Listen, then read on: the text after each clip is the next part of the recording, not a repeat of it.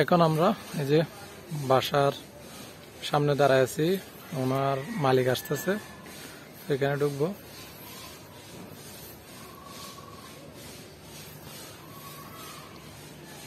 এখন আমরা যাচ্ছি রিক্সা নিয়ে আমাদের যে বাসাটার কথা বলতেছে ওই বাসাটা দেখার জন্য।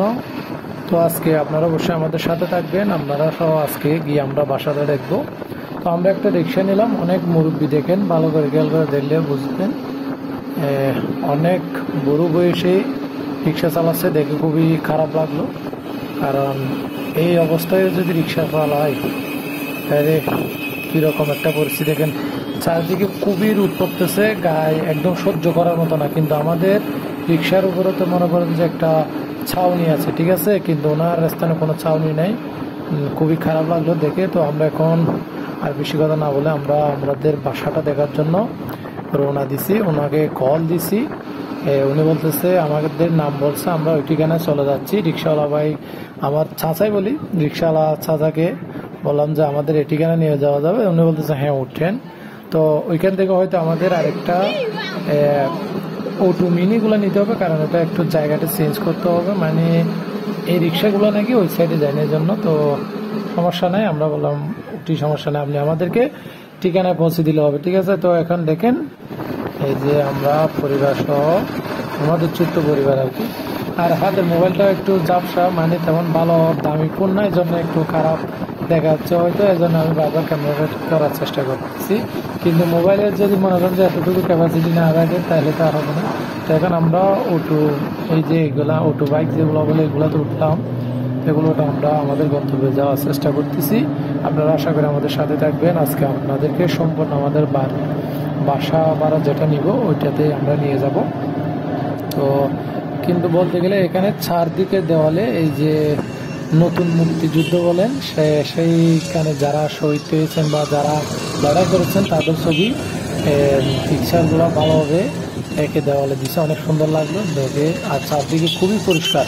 আর খুলনা শহর নিয়ে আমাদের বলার কিছু নেই, একদম পরিষ্কার আমরা যেখানে যাচ্ছি। এবং আমরা খুলনা শহরে আসা থেকে এই পর্যন্ত যতটুকু দেখলাম চারদিকে পরিষ্কার আর পরিষ্কার, খুবই পরিষ্কার পরিচ্ছন্ন রোড দেখা যাচ্ছে। এবার দেখা যাক খুলনা শহরের মানুষগুলা কীরকম হয়। আস্তে আস্তে এখানের মানুষের সাথে যখন আমরা মিশবো তখন বুঝবো এই শহরের মানুষগুলা কীরকম।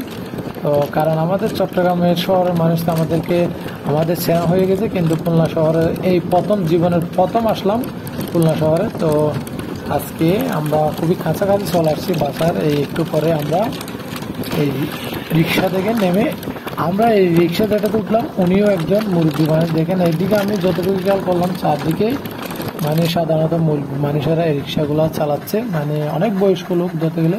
এখন আমরা আমাদের ঠিকানায় পৌঁছে গেছি ফাইনালি। এখন আমরা এই যে রিক্সা থেকে নামতেছি। তো আমাদের রিক্সাওয়ালা চাচাটা আমাদের নোভাকে নামাই দিছে। তো আমরা এখন আমাদের বাসা যেটা বলতেছে ওইদিকে ঢুকার চেষ্টা করবো। তাইলে আমরা নোভা ঢুকতেছে, প্রথমে বিসমিল্লাহ বলে। না ঠিক আছে। এই যে অর্নি দাঁড়ায় আছে মাঝপথে, বলতেছে আমাকে ডাকতেছে। তো আমার বন্ধু আমার পেছু পেছু আসতেছে। তো এই বাড়িতে যারা বাসা ভাড়া ছিল তারা 2-3 দিন মতো হচ্ছে নাকি ওনারা নতুন একটা বড় বাসা নিছে, ওইখানে চলে গেছে। তো আমাদের জন্য একটু সুবিধা হলো, কম দামের মধ্যে আমরা বাসাটা পেলাম এবং একদম ছোট পরিবার। এবং এই যে বাসাটা দেখতেছেন এখানে অন্য কোনো পরিবার নেই, চারদিকে দেওয়াল আছে, সেফটি আছে। তো যা দেখে আমার খুবই ভালো লাগলো। তো আমি সবকিছু ব্যাগ আমাদের যে লাগেজগুলো আছে ওইগুলোর ভিতরে ঢুকে রাখার পর আমরা এই যে আপনাদেরকে দেখানোর জন্য চলে আসছি এখন। তো একটু একটু করে সবকিছু দেখাবো আমরা আপনাদেরকে চারদিকে। তো এই যে দেখেন ইনসাফ সহ চলে আসতেছে। এই যে দেখেন খুবই একদম বলতে গেলে মনোরম পরিবেশ। আর আমাদের বাড়িটা হচ্ছে যে চারদিকে দেওয়াল, ইটের দেওয়াল, আর উপরে হচ্ছে টিন। তো আমরা আপনাদেরকে ভেতরে গিয়ে আস্তে আস্তে সবকিছু দেখানোর চেষ্টা করব। আর অনেকে আমাদেরকে বলেন যে এটা কি আমরা কারো বাসায় বেড়াতে আসছি কিনা। আস্তে আস্তে আপনারা বুঝতে পারবেন, তাদের ভুলটা ভেঙে যাবে হয়তো। কারণ আমাদেরকে তো অনেকেই ভুল বুঝতেছেন, মিজান ভাই মানে তো মিথ্যা কথা বলতেছেন। বা নোভা দেখেন গাড়িতে আসার পর খুবই জার্নি খারাপ লাগছে, যার কারণে এসে মানে খারাপ অবস্থা। তো আমি বললাম এখানে তুমি একটু দাঁড়াও, আমরা সবকিছু গুছিয়ে নিই। তো উনি মানে এমনি শুয়ে আছে, খারাপ লাগতেছে, এত দূর জার্নি করে আসছে।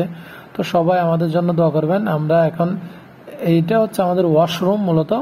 আর নোভা যেখানে শুয়ে আছে এটা ছোট্ট একটা বারান্দা, এটা আমাদের জন্য খুবই এনাফ হয়ে যাবে, এর থেকে বড় দরকার না। আর এটা হচ্ছে যে রুম, আমরা রুমের মধ্যে এমনি এসে কারণ কিছুক্ষণ বিশ্রাম নেওয়ার পরে আমরা ভিডিওটা করতেছি, যার কারণে হয়তো একটু অগোছালো দেখাবে, এটা আপনাদেরকে একটু মেনে নিতে হবে।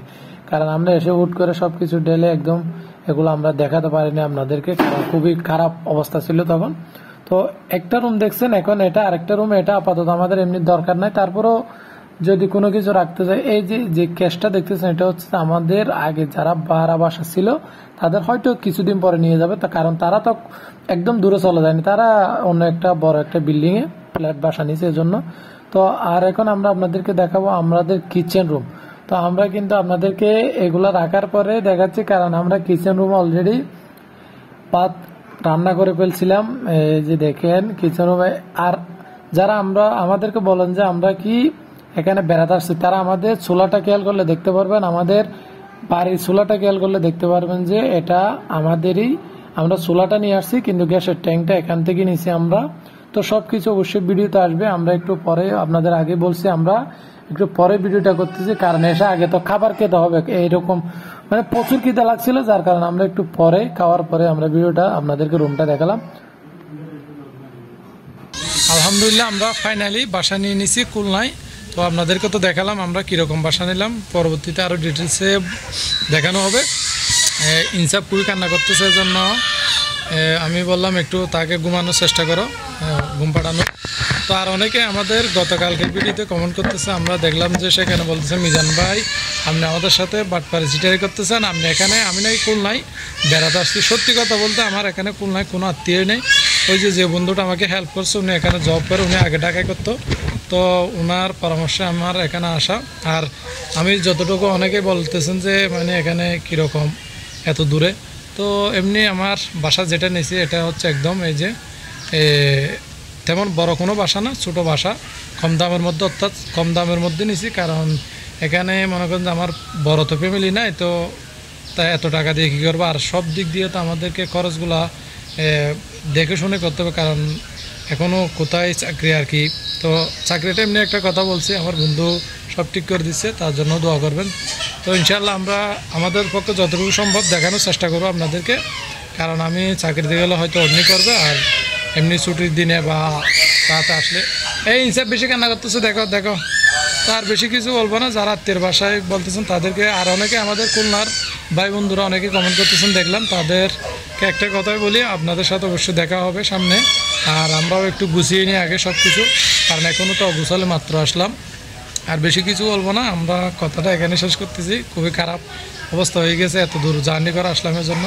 তো দোয়া করবেন, সাপোর্ট করবেন। আজকের মতো এখান থেকে বিদায় নিই, সবাই ভালো থাকবেন, সুস্থ থাকবেন, আল্লাহ হাফেজ।